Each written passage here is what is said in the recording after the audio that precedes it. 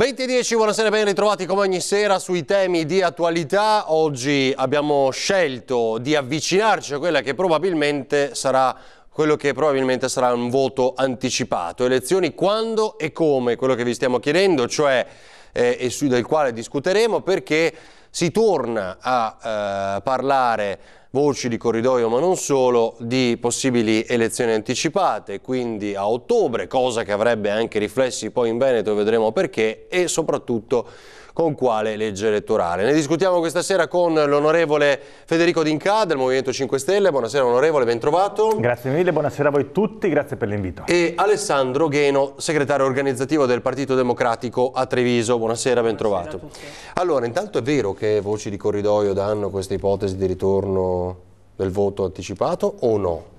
Sì, sembrerebbe questo, sembrerebbe che davanti a noi vi sia un voto anticipato, per certi versi noi siamo assolutamente felici, è peccato che sia anticipato leggermente dopo lo scatto della pensioncina, barra vitalizio che viene dato appunto a metà settembre. Noi chiediamo da sempre di poter tornare al voto perché abbiamo avuto insomma questo lungo periodo in cui io almeno ho visto in Parlamento il governo Monti, il governo Letta, il governo Renzi, il governo Gentiloni. Credo che sia finalmente giunta l'ora che l'italiano, il cittadino possa finalmente tornare a votare. Chiaramente le regole del gioco vengono fatte, insomma, sono piccole alchimie tecniche, tattiche, in maniera tale da poter in qualche maniera mettere il bastone fra le ruote al Movimento 5 Stelle. Ormai penso che questo sia chiaro a tutti. C'è una volontà politica di poter rifare, da quello che si vede negli ultimi giorni, un asse Renzi-Berlusconi. Ancora una volta PD e Forza Italia fanno finta di combattersi in Parlamento, ma in realtà il patto del Nazareno non è mai morto, il patto del Nazareno continua ad andare avanti e si fonda sulla legge elettorale, per cui vedremo guerra aperta nei prossimi mesi, ma con scambi di favore magari in televisione, con spazi più dati magari al buon vecchio Renzi, e di fatto poi, una volta votato, torneranno a fare ancora una volta comunella. E poi questo si vedrà tra l'altro nei prossimi giorni se verranno votati gli emendamenti per il proporzionale dagli esponenti del PD. Cosa dice? Perché si torna con Berlusconi? Ma questo intanto lo nego in maniera più assoluta. Renzi lo ha confermato più volte, non c'è nessun accordo con Berlusconi, eventualmente si vedrà quale sarà l'esito delle elezioni. Ma cioè l'11 giugno la tornata delle amministrative, dice questo? No, sto parlando delle elezioni nazionali, sì. Renzi ha garantito appunto che non c'è nessun patto con Berlusconi, però la legge elettorale bisogna farla e quindi bisogna trovare il consenso in Parlamento e si deve parlare con tutti, perché anche in occasione dell'ultimo referendum con la proposta appunto di modifica della Costituzione il PD è stato accusato di voler fare le cose da solo e invece bisogna appunto, si cerca di trovare un accordo nei limiti, diciamo, ottenere l'accordo migliore, il compromesso migliore, insomma, per garantire sia la governabilità che la rappresentanza in Parlamento anche delle formazioni minori. Di fatto sembra che sia tutto nell'obiettivo, definiamolo europeista, no? Del dopo Macron, cioè arginare Lega e Movimento 5 Stelle. È questo poi l'effetto di quello che è successo in Europa, in Francia, secondo lei? Ma questo è il senso vero e proprio, l'unico senso. Vi sono probabilmente delle direttive dall'alto in chissà quale maniera di riuscire a stoppare i movimenti che per certi versi cercano di poter farci comparire come populisti, ma di fatto insomma, sono quelli che stanno in questo momento, diciamo, sentendo il vero sentimento della nostra popolazione. Io ripeto, credo che dai fatti che sono poi dimostrati, lo vedremo all'interno della prima commissione una volta che avremo i voti del Partito Democratico sugli emendamenti di Forza Italia, quale sarà questa misura. C'è già un patto sottostante, un patto Berlusconi-Renzi, un nuovo Nazareno che si affaccia, tutto questo costruito per poter mettere in disparte il Movimento 5 Stelle. Noi abbiamo già aperto più volte, perché poi non ci venga a dire nessuno che non abbiamo aperto nei confronti anche del Partito Democratico, dicendo abbiamo una proposta, si chiama Legalicum, è una sistemazione, una correzione di quello che è uscito dalla consulta e possiamo sistemare semplicemente togliendo il capolista bloccati. Chi raggiunge il 40% di fatto vincerà le prossime elezioni, avrà la governabilità. Sì, nessuno probabilmente raggiungerà il 40%, vogliamo, si dice. Secondo me questo è il momento buono perché gli italiani possono finalmente dimostrare, dando ad una forza politica completamente nuova come il Movimento 5 Stelle, dare fiducia per poter superare quel famoso 40%. Io ci credo, abbiamo le carte in regola, abbiamo la vicinanza, ormai si sente una fortissima presenza dei cittadini, insomma, alle nostre manifestazioni, a stare con noi, anche l'ultima camminata insieme ha visto migliaia di persone fare Assisi Perugia contro la povertà. Credo che siamo anche l'unico movimento che parla finalmente di poter sconfiggere la povertà nel nostro paese. Sabato, abbiamo 10 milioni di persone povere. Sì. Allora, questo è quello che propone il Movimento 5 Stelle. Prima di arrivare alle legali e al 40%, che poi resta uno dei nodi principali, quello però dei capilista bloccati o delle liste bloccate è una cosa che la politica dice di non voler fare ma che poi fa. Allora, la proposta ultima presentata dalla che sarà il testo base, insomma, quella del Partito Democratico, cosiddetto Rosatellum, in realtà pone dei grossi correttivi appunto a quelli che erano, diciamo, i difetti maggiori della legge elettorale Italicum, che era stata tanto vituperata dal Movimento 5 Stelle, però adesso sembra invece che, pur con i correttivi della Corte, che però non sono stati così. Correttivi completi sono. Non sono correttivi completi. L'impianto è comunque ancora rimasto. C'è ancora il ballottaggio? Forse? No, il ballottaggio è stato tolto. E ti par poco forse? Diciamo, per quanto riguarda invece il resto i capilista, le liste appunto lunghe verrebbero mantenute anche invece nel Rosatellum vengono accorciati i collegi plurinominali, le liste vengono da 2 a 4, quindi attualmente arrivano fino a 9, la possibilità di mettere, insomma, nei collegi plurinominali. Questi correttivi qua, appunto, oltre appunto alla, diciamo, la proposta del Rosatellum prevede un 50% di maggioritario, un 50% proporzionale, allora appunto vengono accorciati i collegi plurinominali, passano da 2 a 4, rimane il capolista bloccato, però anche lì c'era nella legge precedente la possibilità di candidarsi per il capolista fino a 10 collegi, viene ridotto anche in questo caso fino a massimo in 3 collegi, insomma, qui ci sono dei correttivi, ovviamente questo è un testo base che andrà discusso, però presenta delle innovazioni nel senso sperato, insomma, quindi di correzione di quelli che... E quello secondo voi dà la governabilità a questo paese? Beh, c'è una buona dose di maggioritario e questo dovrebbe servire appunto a garantire governabilità, un 50%. Noi avevamo provato più volte con il Mattarellum in passato, ma non era mai passato perché c'erano dei veti incrociati. E quindi questo è un rimaneggiamento della legge Mattarella che potrebbe trovare un consenso più ampio. Perché non proporzionale puro con lo sbarramento al 5%? Dovrebbe chiederlo a loro perché non lo vogliono fare. Io credo che di fatto sia l'ultima proposta, quella voluta da Berlusconi, è diciamo la modalità di Berlusconi e di Renzi di poter far fuori, insomma, alcuni cespugli, per l'amor di Dio. Io sono anche convinto che il Paese abbia bisogno sicuramente di avere un'asticella base, insomma, di un 5% per evitare che poi si inseriscono gli Alfano e queste persone che di fatto, insomma, con piccole manovre poi di palazzo riescono a portare quei 30-20 senatori che passavano a fare governi, perché ricordiamo, insomma, Alfano in questo momento governa con il Partito Democratico e quindi con Gentiloni.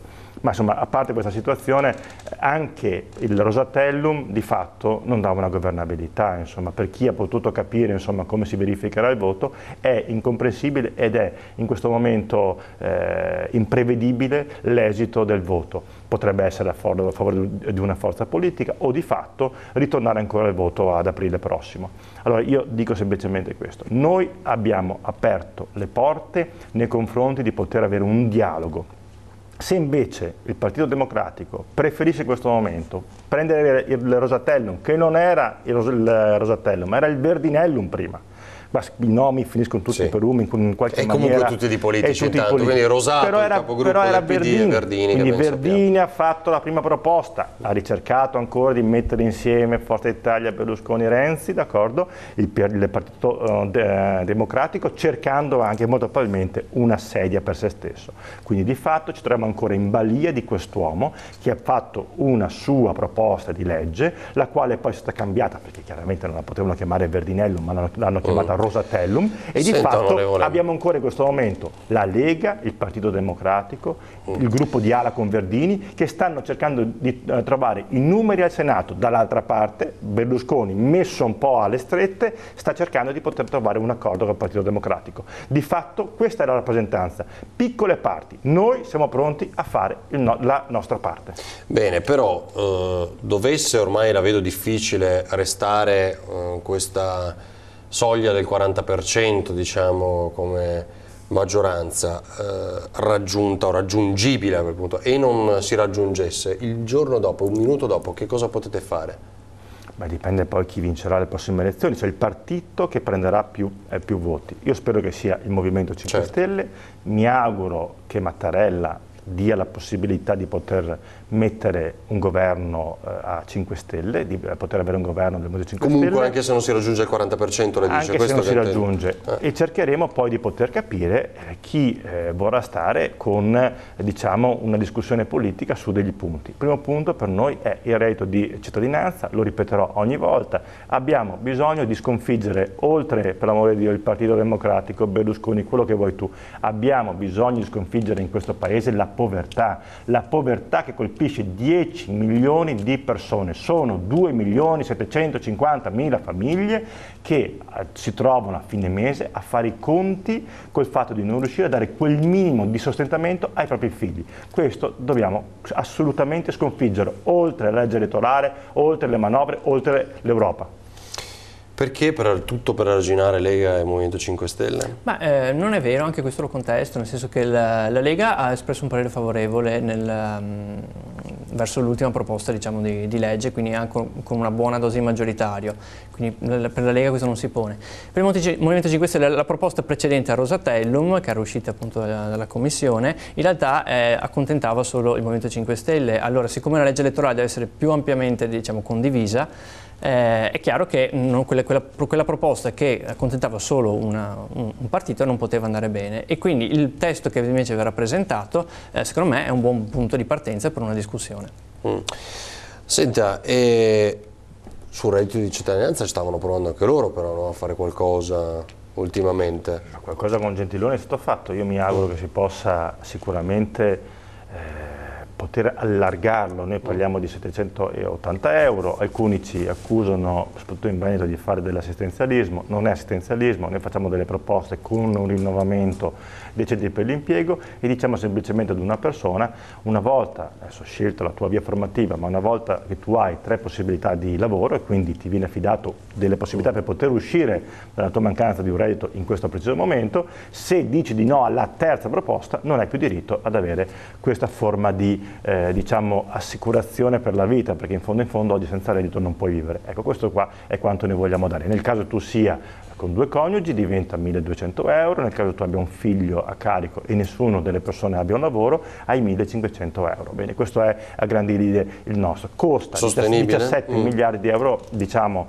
all'anno, vi sono delle coperture trovate, parliamo dei giochi, parliamo della casta, parliamo degli sprechi, crediamo di poter andare a lavorare. Mi auguro, io dico una cosa in più, mi auguro anche che la proposta di legge Richetti che riguarda i vitalizi possa finalmente arrivare in Parlamento, la possiamo discutere in maniera molto chiara. Mi auguro che non sia, come tante altre volte, una foglia di fico, perché in fondo poi il numero del Senato in questo momento, Movimento 5 Stelle e il Partito Democratico non ci sono per poter approvare la proposta Richetti, e che non abbiano fatto il conto della serva con i conti poi al Senato, quindi magari passa alla Camera ma il Senato non passa. Noi partiamo dal tagliare i vitalizi, tagliando queste pensioni che ancora ci sono oggi, che sono comunque ancora superiori a chi lavora e che è sotto la legge Fornero. Noi crediamo di poter iniziare da questo percorso a poter trovare i soldi per il nostro reddito. Però visto che questo si prova a fare anche in Consiglio regionale con gli ex consiglieri regionali che poi però si lamentano, danno battaglia, chiamano, insomma, certo, chiedono danno in battaglia. Parlamento, ma di cosa parliamo? Ma è possibile che ci sono persone, ha fatto il consigliere comunale, il consigliere della regione e becca 3-4 mila euro al mese come vitalizio? Ma di cosa parliamo?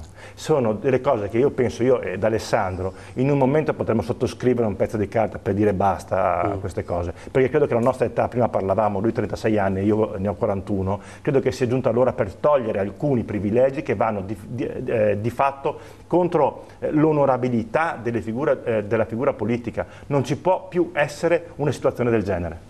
Gheno, d'accordo? Sono d'accordissimo e l'impegno del Partito Democratico in questo senso c'è stato e ci sarà. Ricordo che nella proposta di riforma costituzionale era previsto un taglio drastico dei compensi dei consiglieri regionali, purtroppo quella proposta di riforma costituzionale non è passata, ma l'impegno resta, la proposta di Richetti è stata giudicata positivamente da tutti i tecnici, insomma, che l'hanno esaminata e speriamo che possa vedere la luce presto.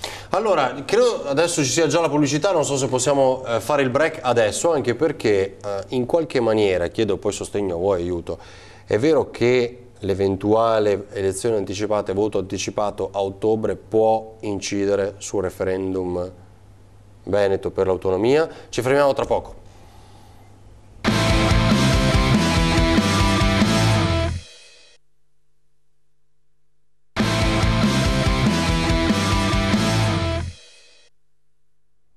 Torniamo in diretta con 20:10, allora visto il confronto, diciamo, le idee, il possibile Nazareno che però non vogliono dire ritorni né Renzi tantomeno Berlusconi, ma una dichiarazione anche netta su questo c'è dallo stesso ex premier Berlusconi, che ha detto insomma non mi piace ma questo potrebbe essere l'unica soluzione praticabile, l'ho detto alla scuola dei giovani di Forza Italia poche ore fa.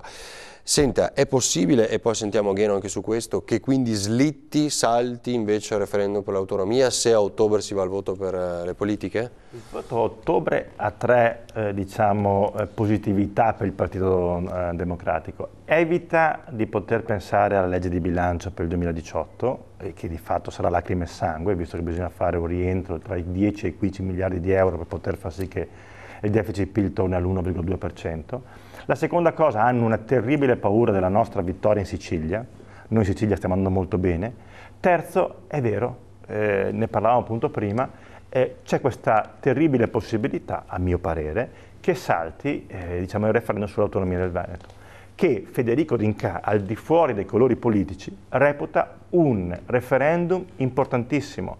È il futuro, del Veneto, il futuro amministrativo. Finalmente possiamo dare un regionalismo differenziato.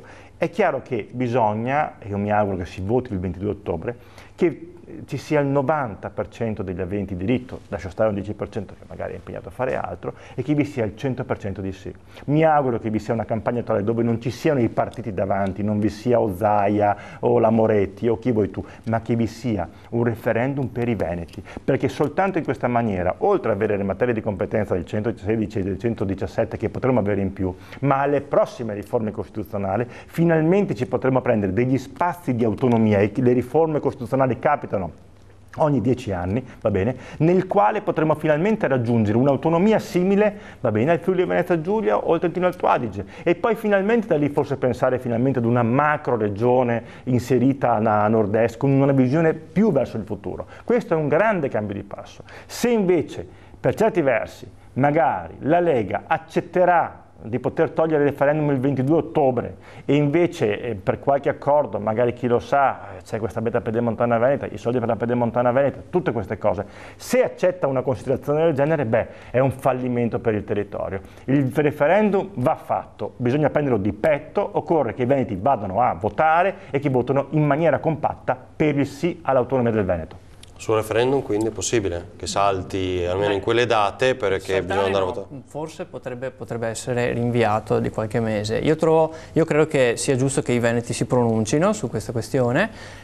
Ovviamente appunto essendo il Partito Democratico quando la gente si pronuncia per noi va sempre bene. Noi abbiamo sempre dimostrato, è la nostra storia che lo prova, che abbiamo sempre avuto come obiettivo quello di ottenere maggiori possibilità di autogoverno per il Veneto. La clausola stessa, insomma la riforma che abbiamo fatto in passato era in senso regionalista, era di matrice nostra, insomma, l'abbiamo portata avanti noi. E noi abbiamo anche nella nostra provincia c'è un esponente del Partito Democratico che si è sempre pronunciato a favore del federalismo, l'onorevole Rubinato, e quindi questo tema non ci spaventa, diciamo che non lo lasciamo agli altri, ma è un tema che rivendichiamo come nostro. Però siamo così sicuri che questo voto di ottobre consentirebbe al PD di non occuparsi, diceva lei, in che maniera della legge lacrime e sangue? Insomma, perché non vincerebbe il PD, ho capito nella sua lettura, certo, però... In questo momento io sono in Commissione Bilancio, sono commissario della Commissione Bilancio. Io sono sospeso perché mi hanno dato 15 giorni di sospensione per aver combattuto contro la casta, contro i vitalizi, ma di fatto per aver alzato, posso rubarti un secondo? Per aver alzato un foglio ho preso 10 giorni di sospensione. Perché oggi c'è la commissione? C'era commissione, infatti, oggi, e per aver stazionato davanti all'ufficio della Presidenza Boldini mi sono preso altri 5 giorni. Insomma, io non mi sono preso mai sospensione neanche a scuola. Da quando sono in Parlamento ho fatto decine di giorni. Quando rientri, quindi? Rientro a giugno, a metà giugno, infatti mi ho fatto la campagna elettorale. Sì, l'ho appena presi, sono partito oggi. E comunque, tornando a noi, ci sono 700 emendamenti fermi per la manovrina. La manovrina serve a fare 3,5 miliardi di euro, a poterli raccogliere e metterli nel calderone per passare dal 2,3 al 2,1% di deficit per il 2017. Bene, l'anno prossimo, siccome vi è il fiscal compact, vi sono dei parametri europei, occorre passare all'1,2. Bene, 1,7 è ogni decimale di punto, quindi vuol dire che noi ci mancano in questo momento tra i 10 e i 15 miliardi di euro e questo non si chiama manovra lacrime e sangue. Cosa bisognerà ancora tagliare? La verità è che se vogliamo permettere al Paese di respirare, probabilmente anche l'Europa deve dare degli spazi. Io capisco che di fatto non si può vivere in debito, però bisogna dare degli spazi in maniera tale che il Paese possa in questo momento avere quella ripresina che appena si sente adesso, ma che di fatto se perdiamo un treno che di fatto ci sotterra sotto un debito pubblico che è di 2.200 miliardi di euro e che sicuramente insomma non l'ha fatto il Movimento 5 Stelle ma chi fino ad oggi ha governato il Paese. E quindi c'è alla fine un doppio scenario, cioè Renzi cerca di riprendersi il Paese e vuole farlo a ottobre con il rischio poi di dover fare questa riforma lacrime e sangue, e questo è un dato, posto che poi sicuramente saprebbe inventare qualcosa anche nella legge di stabilità da presentare con shock al Paese, oppure lasciarla fare a Gentiloni con il pericolo di perdere sulla strada qualche voto, no? Magari. Credo che nei 1000 giorni di governo Renzi abbia dimostrato di non aver voluto aumentare la pressione fiscale, ma anzi durante il suo governo la pressione fiscale è diminuita. Questo resta un punto cardine per il Partito Democratico e credo che anche il governo Gentiloni adotterà questa linea, perché aveva iniziato a dare i suoi frutti, c'era stato un leggero miglioramento di tutti gli indici economici, non è abbastanza, però la linea indicata era quella giusta e anche l'atteggiamento verso l'Europa che ha dimostrato Renzi nei suoi 1000 giorni di governo, insomma, ha dimostrato di non andare con il cappello in mano a parlare con gli altri paesi, in particolare con la Germania e la Francia, e quindi cercare di ottenere più flessibilità per favorire lo sviluppo economico. Insomma. Quindi lei vede un Renzi che parte da subito o no?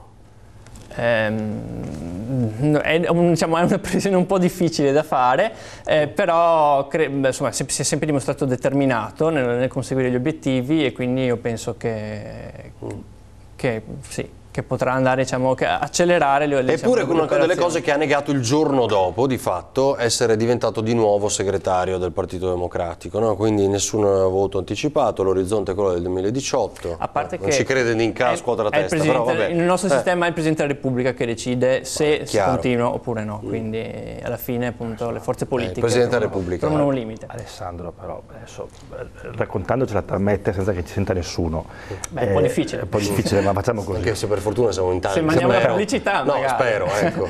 Ma questo governo Gentiloni è la fotocopia del governo Renzi che c'era prima. Semplicemente Renzi ha preso Gentiloni, che probabilmente è una brava persona, ma che accetterà tutto quello che gli viene chiesto da parte di Renzi.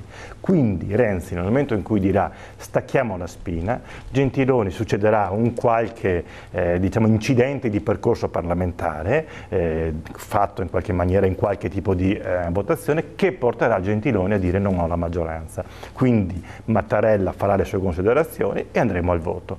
Soltanto che Mattarella ha detto questo: non si va al voto, non potete avere questo famoso incidente di percorso fino a quando la legge elettorale non c'è. Ecco perché stiamo correndo. Dopodiché c'è una parte del Parlamento che sta rallentando perché ha paura di perdere 5, 6, 8 mesi di stipendio in più, va bene? E quindi c'è una parte che ha paura del fatto di andare a votare subito, c'è una parte come noi invece che non ci interessa il vitalizio, non ci interessano 7 mesi in più, 8 mesi in più, noi speriamo di poter dare la voce ai cittadini che ci stanno guardando, quelli sì effettivamente non possiamo parlare soltanto io e te, però di fatto dando la voce e una X con una cabina elettorale finalmente potremo capire chi deve governare questo paese. Io ripropongo a te come a tutti quanti gli altri, se volete fare una legge elettorale noi siamo pronti, una buona legge elettorale, perché non è possibile che un paese abbia la consulta che faccia la legge elettorale. Un paese normale una legge elettorale ce l'ha. Noi siamo l'unico paese ancora sviluppato che non ha una legge elettorale. Quindi che tempi per questa legge secondo lei? Sarà veloce appunto, questo è lì il segnale? Poi io credo che se fosse per noi, abbiamo già una proposta appunto che si chiama Legalicum, la si vota alla Camera, la si porta al Senato, si vota al Senato, si va al voto. Punto e basta. A settembre, prima che scattino i famosi vitalizi, dice sarebbe un segnale forte. Questo segnale che la politica è etica. Difficile, no? Ma insomma, non è difficile. Se si vuole si fa tutto nella vita, Però non credo che diano uno spazio così di vittoria politica al Movimento 5 Stelle, no? Quindi quello che stanno studiando adesso, quanto ci metterà? Io credo che se Berlusconi, io non ho ben capito Berlusconi su quali piatti sta giocando. Salvini dice che cambia idea ogni giorno. Io credo che Berlusconi stia invecchiando, su questo non credo che io e Alessandro, insomma, poi anche te insieme possiamo sicuramente dirlo, Berlusconi ha qualche anno in più e spero che la gente si accorga anche che certi voti ormai dati ad alcune persone e li stiamo dando a qualche mummia, insomma, per cui mi auguro che finalmente si possa fare in maniera diversa. Io credo, ma insomma, tra virgolette, insomma, simpaticamente, avanti, che stiamo anche scherzando perché sennò alla fin dei conti non si riesce neanche a mettere un sorriso. Berlusconi ha fatto la storia politica del nostro paese, ha avuto delle capacità imprenditoriali incredibili, ma di fatto in questo momento, diciamoci la verità, è una persona che è di fuori del Parlamento e sta giocando anche per poter avere un certo potere di contrattuale per le sue televisioni e per le sue aziende. Mi auguro che finalmente possiamo riuscire a fare un passo in avanti e riuscire a superare il berlusconismo, a fare una legge elettorale concreta e dove il Parlamento decide, non dei singole persone, magari chiuse ancora una volta il Nazareno. Che non serve questo Nazareno perché così Renzi ha più visibilità sulle TV di Berlusconi? No, decisamente no. Renzi ha sempre dimostrato di non temere il confronto elettorale e anche verso Berlusconi, quindi su questo io starei tranquillo, insomma. Ovviamente diciamo appunto sull'accordo per una legge elettorale bisogna parlare con tutti, comunque non si può ignorare che Berlusconi rappresenta, adesso dipende dai sondaggi, ma insomma una discreta porzione dell'elettorato italiano e quindi bisogna parlare con tutti per fare la legge elettorale, anche con Berlusconi. Quindi, Renzi ha sempre detto che è lui l'interlocutore, no? Quindi... Perché probabilmente nell'altra parte era la persona che si dimostrava più propensa a un dialogo e quindi ha individuato in lui e effettivamente era leader ed è tuttora, diciamo, ha un ruolo di preeminenza. Un flash davvero di vi farebbe bene questo Nazareno, cioè poi magari hanno i numeri maggiori o che ne so, ma la storia racconta che conviene stare all'opposizione dell'accordicchio, come ha definito più di qualcuno, uno scenario di questo tipo, perché la Lega si gonfia al di là delle abilità magari del leader Matteo Salvini, allo stesso tempo il 5 Stelle, perché lamentano tutto nei confronti di PD e Forza Italia che agirebbero per il bene del paese, per il bene comune, nel solco dell'Europa. Continuiamo un discorso fatto altre volte, il patto del Nazareno, però io metto davanti il mio paese, metto davanti l'Italia, metto davanti il futuro dei nostri figli. Per me ci sono delle commissioni, è la prima commissione che ha il compito di poter lavorare su una legge elettorale, vi è un Parlamento che non deve sottostare al volere dei singoli ma ha una sua autorità parlamentare e credo che abbia l'indipendenza e la forza, me lo auguro, di poter per una volta alzare la testa e decidere di fare una legge elettorale che abbia quelle caratteristiche poi di lungo periodo per dare stabilità ad un paese. Questo, io mi auguro che ci sia questa forza.